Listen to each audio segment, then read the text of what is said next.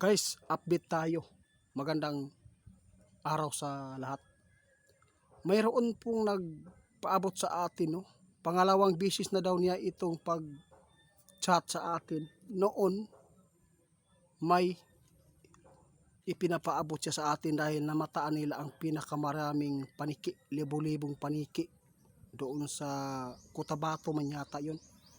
Kaya ligtas sila sa Sarangani dahil lumikas sila. Kung hindi sila nakalikas dahil kay kaibigan, sinabi po ng ating kaibigan, mag-ingat kayo dahil kapag yan po ang mga sign, delikado yan. Tatlong uri yan: kaguluhan, kalamidad, at yung mga masasamang tao, mga idol. Yun po nang sinabi ng ating kaibigan, agad silang lumikas, lumayo sa mga matitirik na mga daanan, yung mga mataas ang bundok. Kasi kung hindi daw sila umalis, nasali sila na nahigop ang bahay nila doon sa Sarangani. Kaya ngayon, pangalawa na naman po niyang pagpapaabot, mga idol. Paniki pa rin. May nakitang paniki na libo-libo na naman pong lumilipad. Katulad pa rin ito noong ipinapaabot niya na nangyari po yung kalamidad na 7.8 magnitude.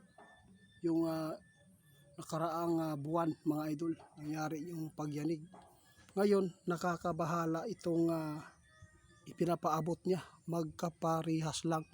Kaya si kaibigan, ni-request ko na para makapagpaabot ako sa inyo. Kaibigan, oo, pangalawa na ito.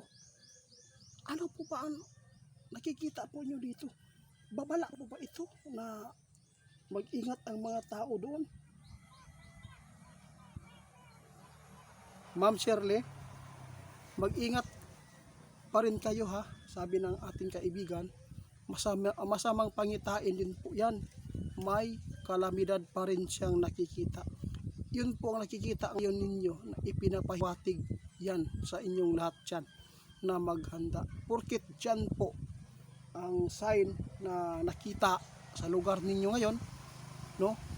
Mag-ingat po ang buong Mindanao at ang buong Pilipinas. Mga idol, talagang masamang sign pa rin ito, sabi ng ating kaibigan. Naalala pa rin ni kaibigan noong ipinapaabot po niya, mga idol, parehas lang po ang nangyayari dito. Lumilipad sa iri, araw. Ang mga bat, mga idol, paniki, hindi yan lilipad sa araw dahil hindi po yan sila gaano nakakakita. Kasi lumalabas lang sila kapag gabi. Maaliwalas ang kanilang paningin kapag gabi. Pero kung araw, hindi po. Bihira lang po tayo makakakita ng paniki na yan po ang kanilang paglabas sa araw, lalo na maliwanag, mga idol. Hindi po yan normal. Masamang pangitain po yan. Ito ang sabi ng ating kaibigan. Dahil ang paniki sa gabi po sila, no, lumalabas.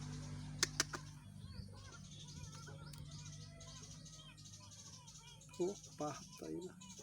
Sabi ni Linyo, ito maghanda po ang lahat po doon, no? Part ng Maguindanao, hindi lang Maguindanao, buong Pilipinas. Guys, babala po yan, mga idol, na mayroon pang sakuna na mabibigat na masasagupa natin. Ngayon, nag-alala si kaibigan, kung hindi maniniwala ang iba, lalo na pag doon pa rin sila sa mga lugar na mga delikado, wala kaming magagawa. Swerte po yung nakinig sa atin, no? Naligtas siya, si Ma'am Shirley. Dahil kung hindi daw siya nakapanood at hindi pa siya nag-request sa ating kaibigan na itong yung nakita niya, sigurado lahat ubos ang pamilya niya. Ang matitira daw doon ang kanya husband kasi nagtatrabaho sa malayo-layo. Guys, ayaw po natin maulit ang nangyayari doon. Hindi pa sila nakabangon. Ayaw po natin na matulad sa Venezuela, mga idol. Talagang nakakakilabot itong nakikita nila. Siguro, mga idol, kung sino man po ang nakakita sa sign o mga paniki na lumilipad sa ere, sa himpapawid, paki-comment lang kung totoo po ba ito. Kasi delikado po yan mga idol kapag ang paniki lumalabas sa araw. Hindi po yan normal. Masamang pangitain yan, sabi ng ating kaibigan. Kasi ang paniki hindi talaga yun lumalabas ng kusa sa araw. Sa gabi lang talaga yan sila naghahanap buhay o lumalabas. Kaya mag-ingat po kayo. Masamang babala yan mga idol. Wow, nag-alala si kaibigan taga Sarangani, baka hindi pa na ibalik yung dagat sa inyong lugar dyan kung saan po ay nawala. No? Masamang pangitain ito, no? Mag-ingat po tayo sa mga malalapit sa dagat. Baka may mga tsunami mangyayari o maganap. Dahil si kaibigan nag-alala ngayon sa ipinapaabot po ni Ma'am Shirley. Dahil ito po ang kaparehas lang po noong pinapaabot po niya na may paniki doon na libo-libo na mataan doon sa bundok.